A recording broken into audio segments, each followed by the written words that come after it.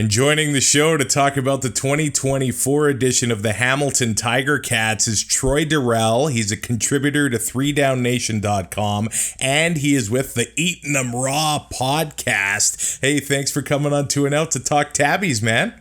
Absolutely. Thank you guys so much for having me on. Love the podcast. I was thinking about it when you asked me to come on the other day, Travis, like 5-6 years ago when I started to kind of get into the whole podcast scene. This was kind of one of the first podcasts I started to listen to. So I've been a big fan for a long period of time and really excited to be on today.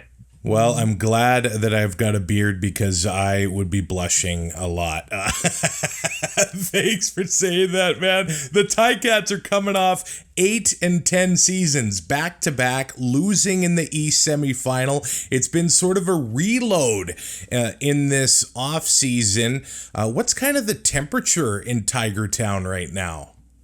Yeah, it's kind of lukewarm, to be honest. I think it's a lot of wait and see approach. Obviously, Bo Levi Mitchell shows up to mini camp in a walking boot.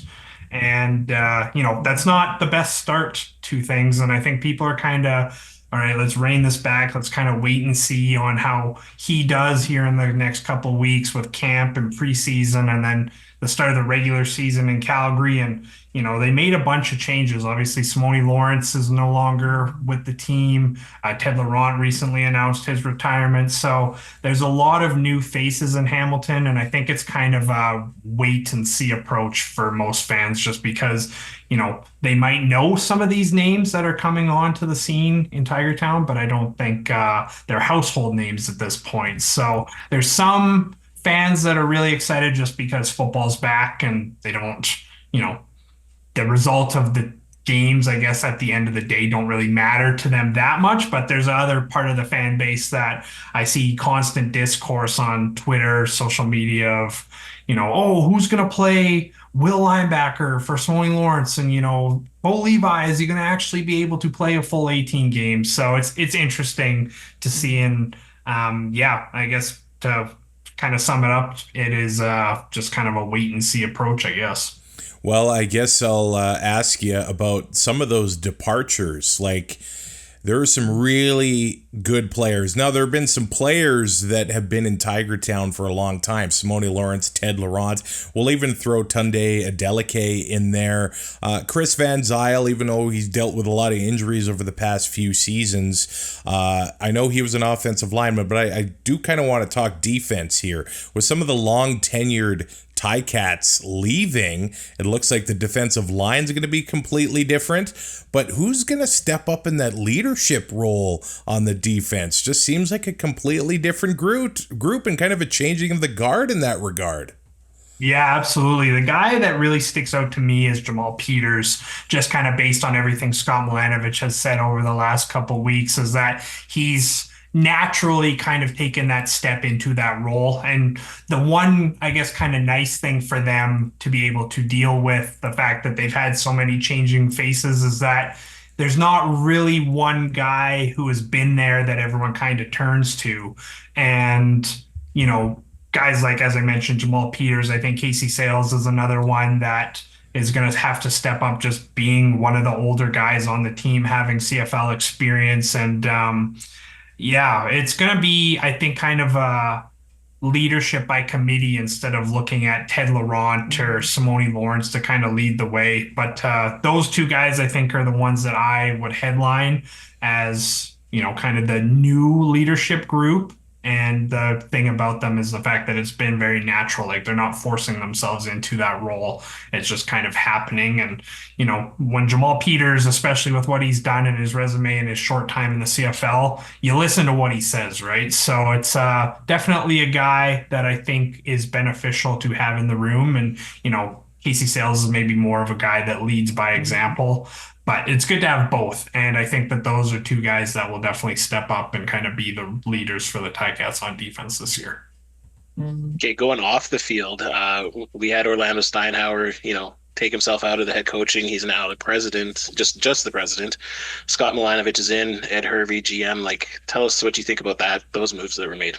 Yeah, I think those moves needed to happen. Obviously, with Steinhauer, the first couple of years were pretty solid, and then you just saw kind of the steady decline. And I think Milanovich at this point in time is the guy that makes the most sense. In the off season, we talked about it just kind of in our little group chat that we have. Like Corey Mace was a guy that I was interested in.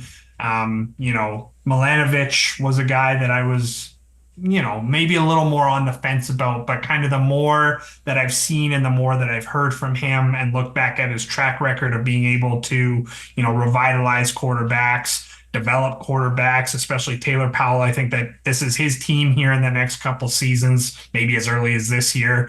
And to have a guy that knows how to develop those quarterbacks, I think he's the right guy for this job. And Hamilton, they're still trying to compete. Like they've said it a couple times here over the offseason that this isn't a rebuild. Like they're trying to reload and retool. And if you're trying to compete and be competitive, especially now with what happened in Toronto with Chad Kelly, the East is pretty wide open. And I think that if you're looking for a guy to kind of who has experience, who knows how to win a Grey Cup, who's won a Grey Cup, I think that Scott Milanovich was the right person for that job. And in terms of Ed Hervey as the general manager, I'm glad that they went away from having the trio kind of co-GMs because that seems like too many cooks in the kitchen, so to speak, of talent evaluators, and to have two guys kind of reporting to one person and him kind of having the final decision, I think that that is going to be beneficial as well, just because, clearly it wasn't working what they were doing with Steinauer as the head coach and the co-GMs as the decision makers in terms of recruiting talent. So I think there's an actual sense of direction that the team can go in now, and I think that it might be the right one. Yeah. So you briefly touched on the quarterback situation there. Let's expand on that. So do you think that Bo Levi, if he is healthy, I know he came in like wearing that walking boot, but what do you think his leash is? What do you think is going to happen there? And with Taylor Powell, like you said, with Scott Milanovich there. Yeah, I don't think the leash on Bo is going to be very long. I would give him, if he comes out and struggles, even if he's healthy and plays to the way that he was playing for most of last year, where he was unproductive, throwing a lot of interceptions, I'd give him to maybe week 4, maybe even a little earlier. I think that's a pretty fair assumption. I mean, Powell, if he was coming in as a raw rookie again, then obviously you're kind of forced to show your hand and maybe give Bo a longer leash. And I think that last year, in a lot of ways, for the team was really beneficial with all the injuries that they dealt with at the time. Not beneficial, of course, but to be able to have the opportunity to see guys like Taylor Powell, or on defense, Kenneth George Jr. or Dexter Lawson or Will Sunderland, to be able to see what they're able to do in live reps against starting quality caliber defenses and talent, I think was good for them. And I mean, Taylor Powell, everything that I've heard coming out of training camp has been really solid. But I will say that I was just watching, prior to coming on to the call here, was watching Milanovich's press media scrum, I guess, at the end of today. And he said that Bo looked as good as he's ever seen him in his time in Hamilton at the scrimmage on Sunday, which, it's a controlled scrimmage. The offense obviously has the advantage because there's no contact.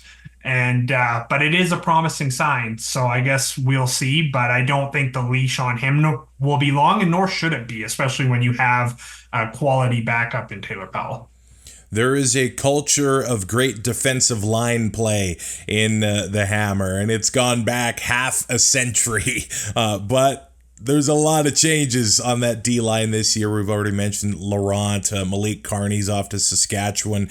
Jamal Davis ended up retiring. Dylan Wynn, he was injured a lot last year, but he's gone as well. In come CFL veterans like Nick Usher, Brandon Barlow, and Dwayne Hendricks. How are the Ticats looking at getting after the quarterback in 2024? Yeah, I think that's a pretty solid foundation to start. So last year, everyone kind of looked at the defensive line, myself included, and went, yeah, this is going to be a strong suit of the team. And then, Kwaku Boateng retires. Jagger Davis was nowhere near the player that Ticat fans were really expecting him to be. He took obviously a massive dip from even what he was in 2022, which wasn't kind of what Ticat fans had become accustomed to when he was in Toronto. And I think that they took the right approach this year of getting younger at that position. Obviously, you mentioned there's still guys that have CFL experience with Hendricks and Barlow.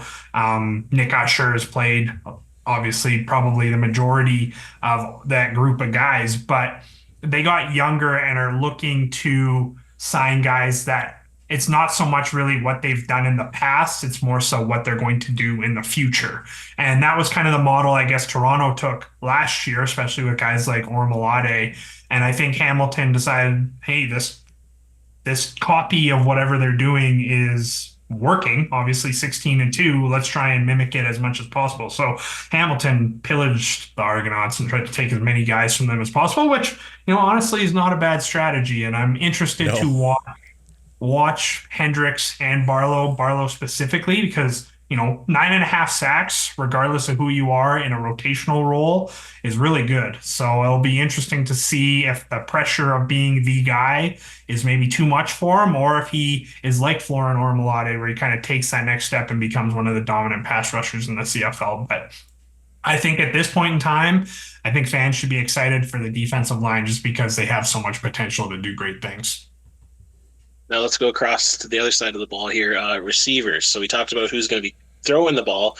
Let's talk about who's going to be catching the ball. We obviously see that Tim White is the number one, but who do you see stepping up as like the number two, number three? Yeah. Originally, if you asked me this week and a half ago, I would have said it would have been a newcomer in Justin McGriff, but he unfortunately suffered the torn ACL. I believe it was on Tuesday, that is going to force him to miss the year. And, second year in a row. Yeah, the team and parents had high expectations for him last year. And then for the fact that he was able to recover as quickly as he did from his compound fracture to his tibia and able to recover and make it back for camp, fans were really excited to kind of see what he was going to bring to the table. And, so much so that Hamilton went out and cut Terry Godwin II, who was their second leading receiver in 2023. So, there's a lot of unknowns on the receiving core. Right now, I guess if I was to give a name, I'd probably go with Keandre Smith, just due to the fact he has experience. He took a really big jump in 2023, going from like 280 some yards to over 700. And I think he would probably be the guy who is the number two. But we were recording our podcast this morning and we were kind of talking about receiver, because that's probably the biggest question mark on the team right now. And we're talking about Tim White and then obviously Stephen Dunbar from a couple seasons ago. Like, all these guys were rookies and no names at one point in time, right? And the only time you're going to get them to become household names is by playing them. So another name that I think will be really interesting to watch, I'm excited to watch him on Saturday in the preseason game, is Shamar Bridges. He was one of the last cuts, I believe, last year from the Baltimore Ravens, and that was only due to the fact that he had a concussion kind of in one of the final preseason games. So he's interesting to watch. TJ Vasher, he looks like he could be another guy. And then obviously you have the two Canadians in Luther Hakanavanu and Brendan O'Leary-Orange that, have shown signs of promise, especially in the case of Hakanavanu, that they need to take that next step, though, and prove that they're capable of being quality CFL receivers, and not expecting 1,000 yards or anything out of them, but they need to be able to contribute in that kind of 700 to 800 yard range. But right now, I guess the number two guy would have to be Keandre Smith, just by default. I guess I want to ask about kick returners too, because Hamilton's had a lineage of great performances at returner as well. I was really excited to see Tyreek McAllister in 2024, but he signs with the Raiders in the NFL. Like, right now, is it Keandre Smith going to be returning kicks and maybe doing double duty, or what do you see happening there? Funny enough, he actually said today in his media scrum that he would love to do more returning. But the team did sign Lawrence Woods III back from BC. I think he's going to be given the first shot. He was pretty productive in 2022 when the team's primary returner before he went out with an injury. And, they tried to transition him more to defense last year. That was not a very good experience. That was definitely something that I'm sure the team regretted after a couple weeks. But, I think he's still a pretty dynamic returner, and I think that he would probably be the man given the first crack at being the team's returner for this year. And, when he was healthy doing it, he was really solid. So I'm interested to see. And now he comes in motivated as well. Being cast off originally from Hamilton, being cast off then from BC. So he has something to prove. And I think that that's a guy that you'll definitely have to watch for in the return game. And I will ask, just looking at the schedule, October 4th, there's going to be 2 new names added to the Tiger Cats Wall of Fame.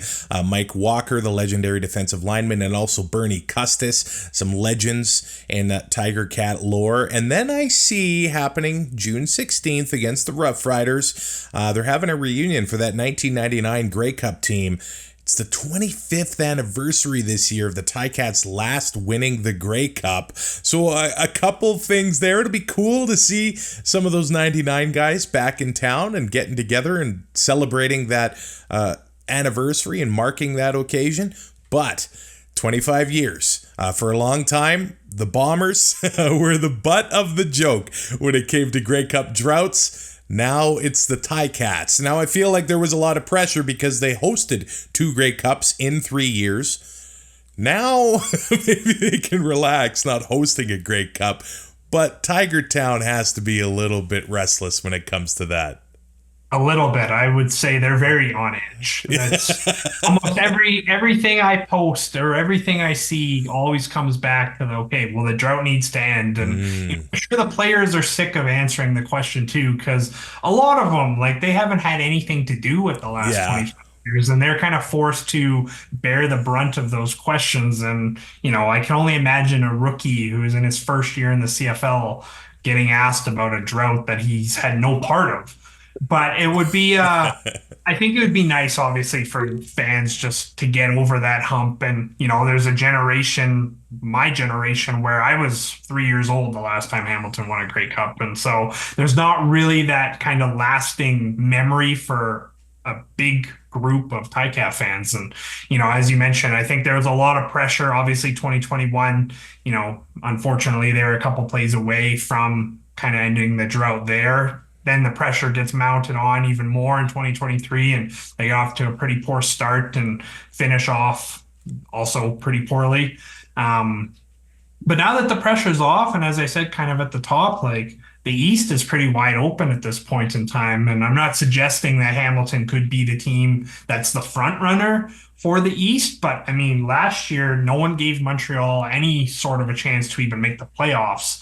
And that was our eventual champions. So anything can happen in this league. I think that's why we all love this league. And I'm excited to see what Hamilton does in 2024 because, obviously I'm not there at practice every day. I live in Alberta. I wish I could be as much as possible, but the team kind of skews things into a more positive light. But it does sound like things are more positive coming out of the first week of training camp than maybe they were going in. There was big news starting. And just blow after blow after blow. Bo's injured, Jordan Williams retires. Then you lose Justin McGriff to injury, and there's a bunch of stuff that happened, and where you look at the team and go, man, like, how are they going to overcome this? And I think back to 2013, obviously they lost that Grey Cup game, but they were playing all their home games in Guelph and had a really young team and were able to kind of bond over that experience. Maybe this group can kind of come together over the fact that there's been already so many things that have happened in the early stages of training camp and before the regular season has even started. And, maybe use that as a tool to, kind of motivate them to maybe push through to that next level. Because, Montreal is still probably the front runner in the East just because of how good their defense is and the fact that they're defending champions.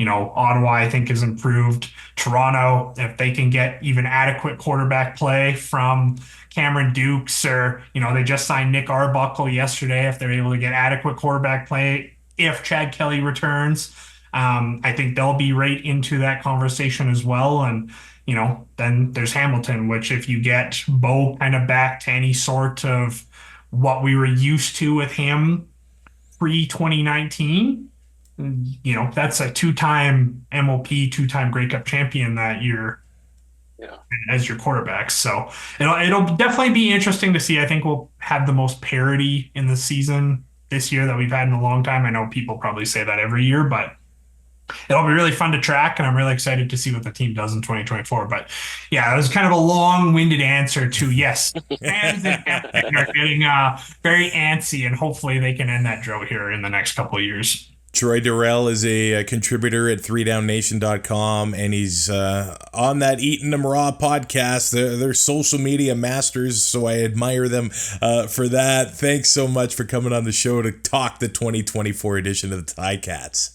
Absolutely. Thank you guys so much for having me on. As I said, big fan of the show. When you asked me to come on originally, I was like, man, my brother, he listens to it too. He's like, can't believe you're going on tour now. And I was like, yeah, I know. It's a big thing. So appreciate you guys a lot for having me on, and keep doing what you're doing. Make sure you subscribe to see more CFL content all season long, including all of our team previews heading into the 2024 season.